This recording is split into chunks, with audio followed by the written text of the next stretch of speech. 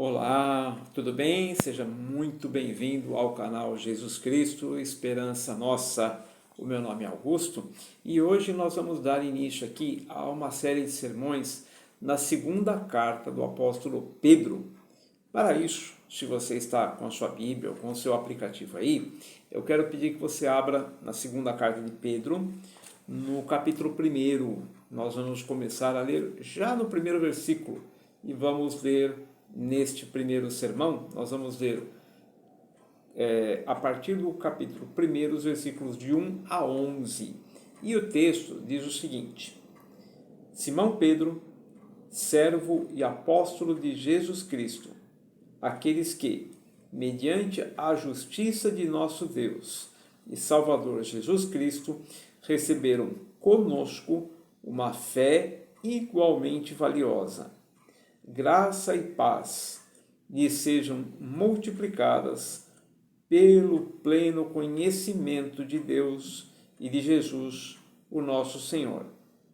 Seu divino poder nos deu tudo de que necessitamos para a vida e para a piedade, por meio do pleno conhecimento daquele que nos chamou para a sua própria glória e virtude. Dessa maneira, ele nos deu as suas grandiosas e preciosas promessas, para que por elas vocês se tornassem participantes da natureza divina e fugissem da corrupção que há no mundo causada pela cobiça. Por isso mesmo, empenhem-se para acrescentar à sua fé a virtude, conhecimento, ao conhecimento, o domínio próprio, ao domínio próprio, a perseverança, a piedade, a fraternidade, e a fraternidade, o amor. Porque se essas qualidades existirem e estiverem crescendo em sua vida, elas impedirão que vocês, no pleno conhecimento de nosso Senhor Jesus Cristo, sejam inoperantes e improdutivos. Todavia, se alguém não as tem, está cego, só vê o que está perto, esquecendo-se da purificação dos seus antigos pecados. Portanto, irmãos, empenhem-se ainda mais para consolidar o chamado e a eleição de vocês, pois se agirem dessa forma, jamais tropeçarão. E assim vocês estarão ricamente providos quando entrarem no reino eterno de nosso Senhor e Salvador Jesus Cristo. Esta já é a segunda carta que o apóstolo Pedro escreve e, segundo ele tem a intenção de relembrar aos destinatários coisas que ele já havia ensinado antes. Notem bem o que diz um versículo adiante do trecho que nós lemos, o versículo 12 do capítulo 1. Por isso, sempre terei o cuidado de lembrar-lhes estas coisas, ou seja, coisas que ele já havia ensinado antes, se bem que vocês já sabem e estão solidamente firmados na verdade que receberam.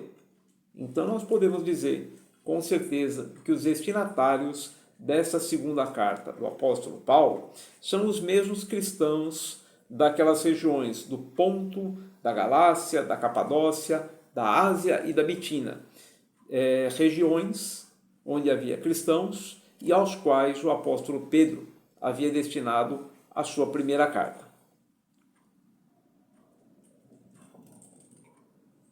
Muito bem. Nesse trecho que nós vemos, há um termo que ocorre por algumas vezes, o apóstolo Pedro ele repete esse termo, e é um termo que chama bem a nossa questão, né? Esse termo é pleno conhecimento. Vamos olhar ali os versículos 2 e 3 desse mesmo trecho em que o apóstolo Pedro diz o seguinte: graça e paz lhe sejam multiplicadas pelo pleno conhecimento de Deus e de Jesus, o nosso Senhor.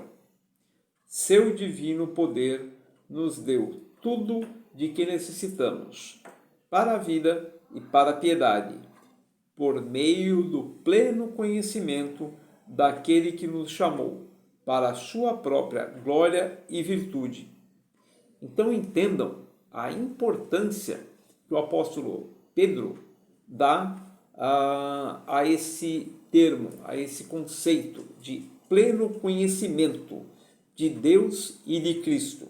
É através desse pleno conhecimento que nós recebemos graça, recebemos a capacitação para uma vida piedosa e para uma vida de paz. Sem esse pleno conhecimento, não há verdadeira graça, não há paz e a nossa vida não caminha para o alvo para o qual Deus nos chamou, que é uma vida de piedade. Sem esse conhecimento, nós não temos como evoluir na fé. Esse conhecimento, como é que nós alimentamos? Como é que nós buscamos conhecimento de Deus e de Jesus? É através da sua palavra revelada nas Escrituras Sagradas, na Bíblia. A leitura da palavra de Deus, o estudo da palavra de Deus, a meditação, a oração, a busca de uma vida de comunhão com Deus, através da oração e através do estudo das Escrituras, nos levam ao conhecimento de Deus, uma vez que Deus se revelou através da Bíblia, através da sua palavra que nós recebemos e que temos hoje conosco. Veja bem que há um objetivo para Deus operar assim na vida dos seus filhos. E esse objetivo é nos tornar participantes da natureza divina. Olhem bem o que ele diz aqui no versículo 4. Né? Ele diz assim: dessa maneira, ele nos deu as suas grandiosas e preciosas promessas, para que, por elas, vocês se tornassem participantes da natureza divina e fugissem da corrupção que há no mundo, causada pela injustiça e pela cobiça. Desculpe o equívoco aqui. É causada pela cobiça. Para você que já viu outros sermões aqui no canal Jesus Cristo Esperança Nossa, eu preguei também uma série de sermões, série curta com 3 sermões, no livro do profeta Abacuque. E lá se fala muito da corrupção, tanto do reino de Judá quanto da Babilônia, que era um povo pagão. E Deus trata a corrupção, a maldade e o pecado de uns e de outros da mesma forma. Deus executa justiça sobre o pecado das nações.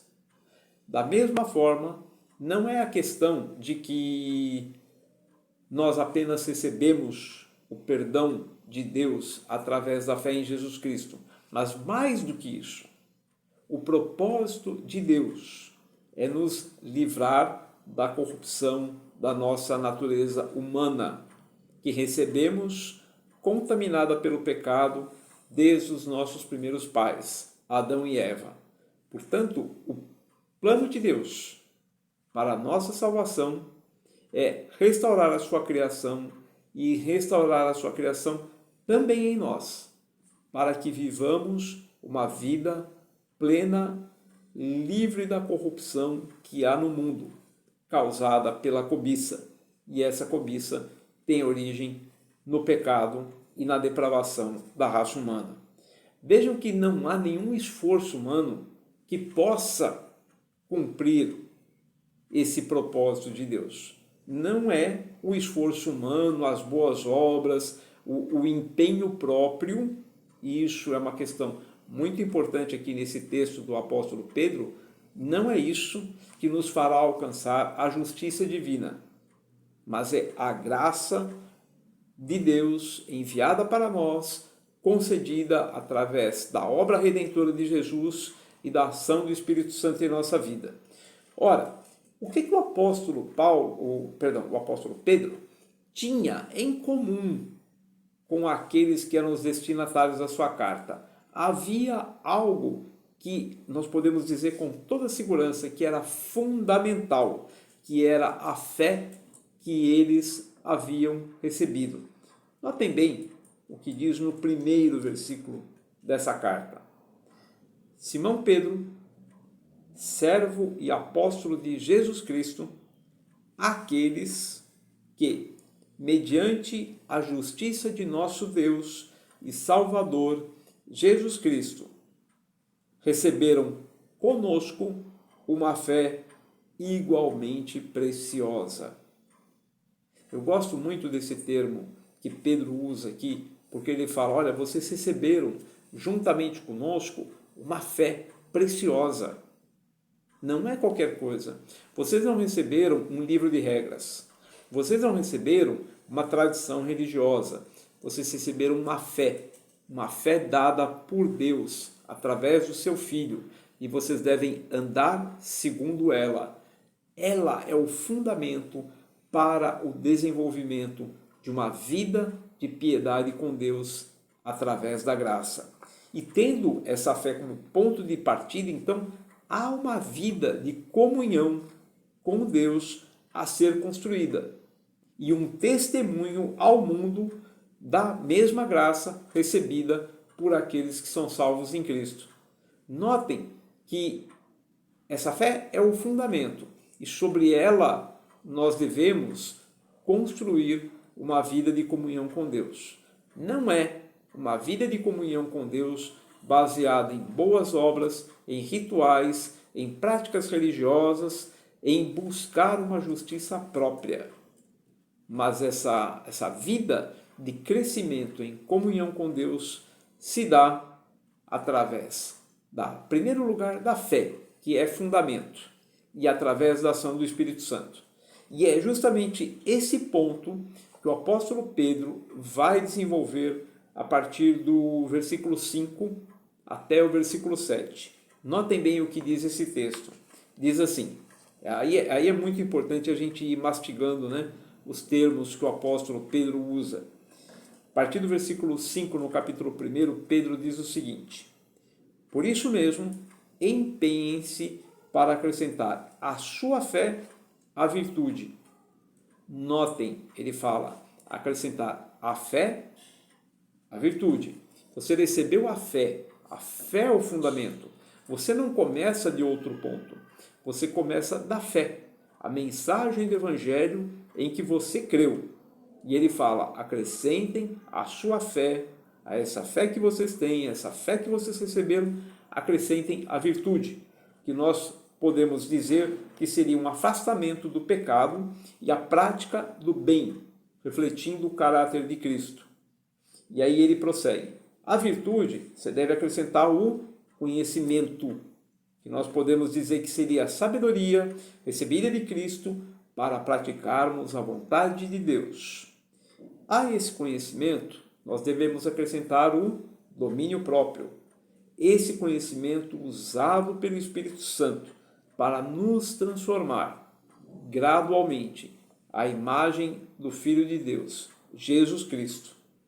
Ao domínio próprio, acrescentamos a perseverança. Essa perseverança se baseia em quê? Ela é uma esperança vã? Não. Ela é fruto da confiança nas promessas de Deus, que nos ajuda a superar as dificuldades externas e até os nossos próprios fracassos. Sim, nós caímos, sim, nós somos falhos, sim, nós pecamos, mas a nossa esperança não está baseada em nosso esforço próprio. A nossa esperança está baseada naquilo que Jesus Cristo fez na cruz do Calvário por nós. Isso nos conduz à perseverança. E à perseverança nós acrescentamos a piedade, temor a Deus. A piedade nós acrescentamos a fraternidade, o amor pelos irmãos, por aquelas pessoas que compartilham junto conosco uma fé igualmente preciosa. E a essa fraternidade nós adicionamos o amor, produzido por Deus em nós, refletindo ao mundo o caráter e o amor de Cristo, e que não é fruto do nosso próprio esforço.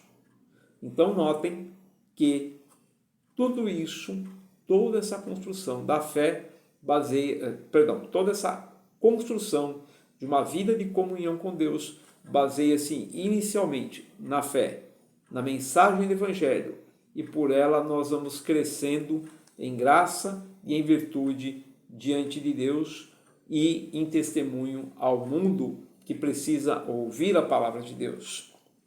Agora, seguindo para os versículos 8 e 9, Pedro nos ensina que essas qualidades elas são acrescentadas à nossa fé e que nos levam a uma vida operosa, uma vida produtiva. Mas aqueles que ouvem falar do Evangelho, mas que essa graça não lhes é concedida e que eles não crescem na fé, eles não contribuem para o reino de Deus. Notem o que dizem os versículos 8 e 9. Porque se essas qualidades, as que ele havia se referido nos versos de 5 a 7, se essas qualidades existirem e estiverem crescendo em sua vida, elas impedirão que vocês, no pleno conhecimento de nosso Senhor Jesus Cristo, sejam inoperantes e improdutivos. Todavia, se alguém não as tem, está cego, só vê o que está perto, esquecendo-se da purificação dos seus antigos pecados. Comparando-se aí com o texto da epístola de Tiago, capítulo 2, verso 26, lá diz o seguinte: assim como o corpo sem espírito está morto, também a fé sem obras está morta. Então vejam que nós somos chamados para uma vida de comunhão com Deus, baseados na fé em Jesus Cristo. E este é um crescimento que vai se dando ao longo do tempo. Mas uma coisa que é muito importante nós considerarmos é que essa evolução na fé não é uma evolução linear. Ela não se dá um sempre avançar, sem recuos, sem tropeços, sem quedas.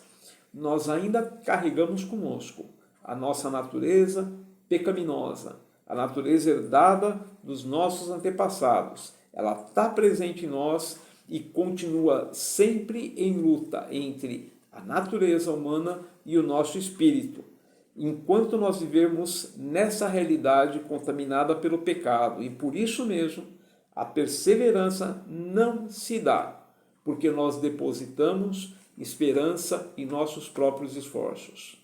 Eu vou à igreja, eu vou fazer boas obras, eu vou, vou ajudar os necessitados, eu vou contribuir na obra da igreja, eu vou trabalhar onde eu puder e tal. Isso vai me colocar em perfeição diante de Deus. Não, não vai. Não vai. Porque não é isso que remove os nossos pecados. Não é isso que perdoa os nossos pecados. Nós somos salvos, em primeiro lugar, pela graça de Cristo, perdoados pela fé no sacrifício do Senhor Jesus. E essa progressão na fé só se dá mediante a ação da graça do Espírito Santo em nós. Não podemos confiar em nós mesmos. Fazer essas coisas é muito bom, mas elas não são por si sós garantia que estamos evoluindo na fé em comunhão com Deus. Não.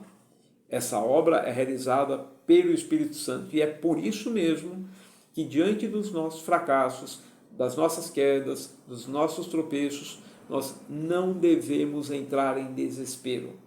Nós devemos colocar a nossa confiança em Cristo. Devemos chegar diante do Senhor, confessar nossos pecados, pedir perdão e falar: Senhor, restaura a tua graça em mim. E isso é uma evolução contínua nas nossas vidas. Não, como eu falei, não é sem tropeços, sem quedas, sem decepções, conosco mesmo. Mas é por isso mesmo que a nossa fé e a nossa esperança têm que estar alicerçadas no sacrifício de Cristo e na obra do Espírito Santo em nossas vidas, por causa da nossa natureza pecaminosa que ainda carregamos conosco. Notem bem o que diz lá na epístola do apóstolo Paulo aos Romanos, no capítulo 7, os versículos 22 e 23. Romanos 7, 22 e 23 diz: no íntimo do meu ser tenho prazer na lei de Deus, mas vejo outra lei atuando nos membros do meu corpo, guerreando contra a lei da minha mente, tornando-me prisioneiro da lei do pecado que atua em meus membros. E ainda em Gálatas, no capítulo 5, no verso 17, o apóstolo Paulo retoma o mesmo ponto e diz: pois a carne deseja o que é contrário ao espírito, e o espírito o que é contrário à carne. Eles estão em conflito um com o outro, de modo que vocês não fazem o que desejam.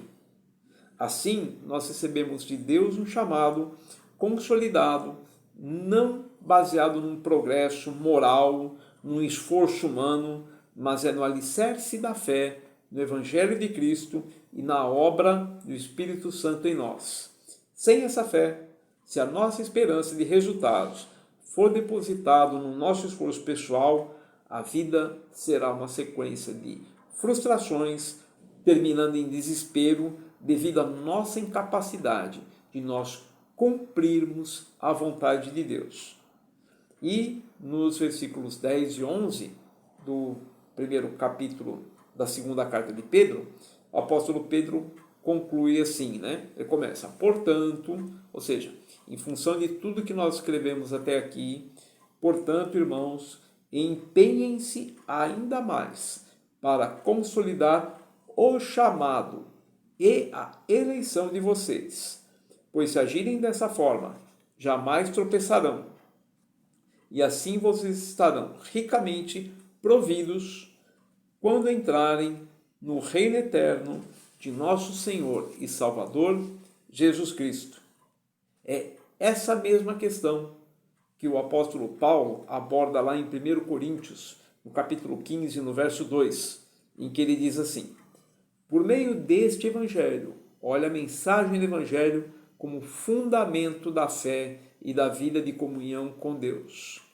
Por meio deste evangelho vocês são salvos, desde que se apeguem firmemente à palavra que lhes preguei. Caso contrário, vocês terão crido em vão. Neste ponto, meus irmãos, é importante nós refletirmos. As pessoas, por vezes, ouvem a fé, abraçam, só que depois de um tempo elas começam a achar que, se eu não me esforçar, Deus não se agradará de mim. Eu preciso me esforçar, eu preciso cuidar da minha vida, eu preciso fazer boas obras, enfim. A pessoa entende que a sua progressão na fé se dará pelo seu próprio esforço, e não é isso, em hipótese nenhuma. Nós devemos sim sermos perseverantes na fé, andarmos de acordo com aquilo que Deus aprova, com toda certeza, mas jamais colocarmos a nossa esperança que o nosso esforço alcançará e cumprirá as exigências da justiça divina, porque isso jamais será possível, só pela atuação da graça de Deus. E Paulo ainda em Colossenses, no capítulo 1, os versos de 21 a 23, ele diz: antes vocês estavam separados de Deus e na mente de vocês eram inimigos por causa do mau procedimento de vocês. Mas agora ele os reconciliou pelo corpo físico de Cristo, mediante a morte, para apresentá-los diante dele santos, inculpáveis e livres de qualquer acusação. Essa é a obra que Cristo consumou no Calvário por nós ali na cruz. E prosseguindo o texto: desde que continuem alicerçados e firmes na fé, sem se afastarem da esperança do Evangelho que vocês ouviram e que tem sido proclamado a todos os que estão debaixo do céu. Este é o Evangelho do qual eu, Paulo, me tornei ministro. Então vejam que quando o apóstolo Paulo fala de permanecermos firmes, é firmes na fé, é firmes na graça redentora, é firmes na obra de Cristo. A nossa esperança está no que Cristo fez por nós, na sua atuação na nossa vida através do Espírito Santo e nas suas preciosas promessas. A vida cristã, ela cresce gradualmente somente através da atuação do Espírito Santo em direção ao propósito de Deus, que é a nossa santificação. É um processo lento? É um processo lento, mas a nossa confiança, a nossa esperança tem que estar alicerçadas sempre na obra da cruz, para que o resultado seja o resultado que Deus aprova e nunca deixarmos, nunca colocarmos, nunca depositarmos a nossa esperança nos próprios esforços pessoais. Que o Senhor Jesus tenha misericórdia de nós, que nós coloquemos toda a nossa esperança na sua obra na cruz, descansemos nela e quando a vida nos fizer tropeçar, quando houver pecados, quando nos afastarmos do Senhor, o Espírito Santo nos conduza ao arrependimento, para voltarmos para Deus e sermos restaurados pela sua graça. Que Deus nos abençoe.